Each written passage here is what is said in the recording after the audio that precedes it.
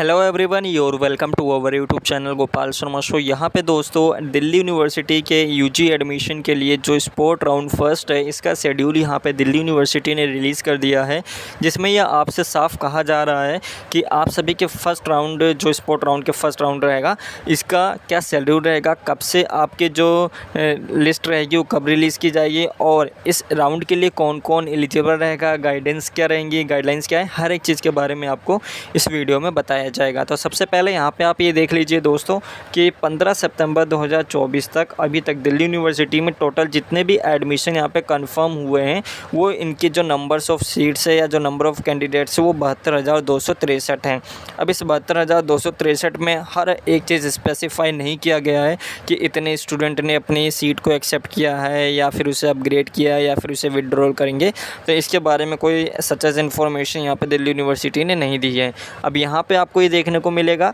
कि आप सभी के जो फर्स्ट राउंड रहेगा, जो जितनी भी कॉलेज में फर्स्ट राउंड की जितनी भी वैकेंट सीट्स हैं, उसका जो डिस्प्ले होगा यह आपको 18 सितंबर सुबह 10 बजे आपको देखने को मिल जाएगा। आपको अपने डैशबोर्ड में भी देखने को मिल सकता है या फिर इसकी ऑफिशियल साइट पे भी जो है इसका नोटिफिकेशन देखने को मिल सकता है। इसके बाद दोस्तों यहाँ पे स्पोर्ट राउंड फर्स्ट का जो डैशबोर्ड रहेगा, जो स्टूडेंट अप्लाई करना चाहेंगे वो सभी लोग यहाँ पे 18 सितंबर से लेकर 19 सितंबर के रात के 11:59 तक आप सभी लोग जो है अप्लाई कर सकते हैं। और यहाँ पे अप्लाई कर देने के बाद जो आप सभी का जो डिक्लेरेशन रहेगा, जो एलोकेशन सीट रहेगी, इसकी जो लिस्ट रहेगी 21 सितंबर शाम को दोपहर को 3 बजे जो है सैटरडे को रिलीज़ कर दी जाएगी। अपनी सीट को एक्सेप्ट कर लेने के बाद दोस्तों कॉलेज के थ्रू वेरीफाई किया जाएगा 23 सितंबर शाम के 4:59 तक। उसके बाद आप सभी को जो ऑनलाइन पेमेंट करनी होगी ये 24 सितंबर को शाम 4:59 तक आप सभी को ऑनलाइन पेमेंट कर दी होगी, जो भी आपकी कोर्स की फ़ीस होगी। और जो स्पोर्ट राउंड फर्स्ट रहेगा दोस्तों, इसके लिए आपको अपने डैशबोर्ड से ही अप्लाई करना होगा, डैशबोर्ड में लॉगिन करके। इसके अलावा कोई रास्ता नहीं है जिससे आप इसके लिए अप्लाई कर सकें। अब यहाँ पर कुछ इंपॉर्टेंट इंस्ट्रक्शंस दिए गए हैं जो कि आप सभी को काफ़ी केयरफुल तरीके से सुनना है, तो वीडियो को पूरी जरूर देखें। तो दोस्तों सबसे पहले यहाँ पे ये जान लेते हैं कि स्पोर्ट राउंड के लिए कौन कौन एलिजिबल है। ऐसे जितने भी स्टूडेंट हैं जिनका अगर किसी भी कॉलेज में एडमिशन नहीं हुआ है, CSAS UG के जिन्होंने अप्लाई किया था 2024 में, और वो किसी भी कॉलेज में शाम 5 बजे तक 17 सितंबर शाम 5 बजे तक अगर आपका किसी भी कॉलेज में एडमिशन नहीं हुआ है या नहीं होता है, तो वो सभी स्टूडेंट जो हैं स्पोर्ट राउंड फर्स्ट के लिए एलिजिबल हैं। आप सभी लोग पार्टिसिपेट कर सकते हैं। The dashboard of all the admitted candidates will be kept in freeze mode and they will not be allowed to withdraw their admission after 5 PM September 17, 2024। अब यहाँ पे कहा गया है कि ऐसे जितने भी स्टूडेंट हैं जो पार्टिसिपेट करेंगे स्पोर्ट राउंड फर्स्ट में, अगर उनको कोई भी सीट अलॉट होती है तो वो यहाँ पे आपको फ्रीज़ करना होगा। फ्रीज़ करने के बाद यहाँ पे फ्रीज़ कर देंगे तो उसके बाद 17 सितंबर शाम 5 बजे तक आपके पास कोई भी अथॉरिटी नहीं रहेगी कि आप अपने एडमिशन को विड्रॉ कर पाएँ, क्योंकि उससे पहले 17 सितंबर शाम 5 बजे से पहले अगर आप विड्रॉ करना चाहें तो कर सकते हैं, लेकिन उसके बाद आपको कोई अंदर चांस नहीं दिया जाएगा विड्रॉ करने के लिए।